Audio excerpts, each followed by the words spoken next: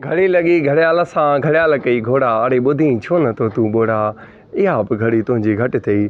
बिस्मिल्लाह रहमान रहीम। मज़लू वञो सॼो अज़हर को पाक दोस्तो जंहिं त अॼु आउं मौजूदु आहियां कम्बर खां तक़रीबन 20-25 किलोमीटरनि जे फ़ासिले ते, या थी सघे इन खां अञा बि मथे ते बाडरनि जे शहर में आउं मौजूदु आहियां।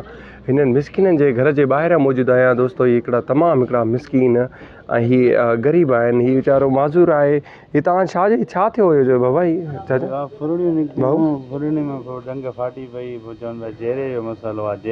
अच्छा, सो ही तमामु हिकिड़ो ग़रीब मिसकिन आहे ऐं हीअ हिन जो चवणु वधे जो त तव्हां मूंखे गधा गाॾ वठी ॾियो त मां पंहिंजे बचड़नि जो गुज़र सफ़र कयां। हीअ हिन जो नंढड़ो पुटु आहे, तव्हांजो पुटु आहे? इहा भाऊ हाणे हीअ मतिलबु हीअ गधा गाॾो हीअ हलाईंदो नंढड़ो, तव्हां हलाए शायदि न सघंदव, तव्हां बीमार आहियो। ईअं न, हीअ हलाए करे पंहिंजे बचड़नि जो गुज़र सफ़र कंदो।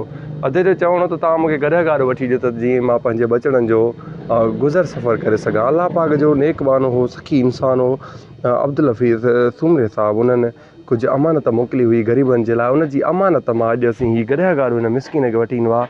22,000 रुपए जो हीअ गधा गाॾो मिलियो आहे। 1,000 रुपयो थियो आहे किरायो, जेको टोटल जेके थियो आहे उहो 23,000 जो थिया आहिनि। ऐं बाक़ी अधु जेकी रहियल अमानत अञा आहे जेका ॿियनि कंहिं ग़रीबनि मथां ख़र्चु कबी। दोस्तो जेतिरो थी सघे इंसान ज़ात जी मदद करे। अल्लाह पाक अब्दुल हफ़ीज़ सुमरे साहिब जे रोज़ी रिज़्क़ में बरकत विझंदो हो। जेको ॿाहिरि मुल्क में दोस्त रहे थो दुबई शहर में, अल्लाह पाक उन्हनि खे पंहिंजे हर मक़सद में कामयाबु कंदो।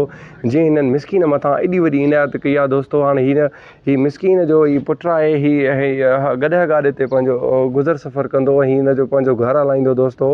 हिन जा बचड़ा उन नेक बाने खे दुआऊं कंदा दोस्तो। हीअ जेको गाॾो आहे हीअ नओं तक़रीबन जिन खां असीं वरितोसीं उहे 28,000 जो चवनि पिया, 28,000 ऐं 3,000 जा संज हुया, पर उन्हनि खे शाबस आहे जिन असांखे 22,000 रुपए में हीअ गाॾो ॾिनो। अलाह पाक उन्हनि खे बि वधाईंदो ऐं अलाह पाक उन नेक बाने खे सदा सलामत रखंदो, जंहिंजी वजह सां, जंहिंजी महिरबानी सां अॼु असीं हिन मिसकिन खे गाॾो वठी ईंदो आहे। दोस्तो जेतिरो थी सघे इंसान ज़ात जी मदद कयो ऐं उन्हनि जे कमु अचो।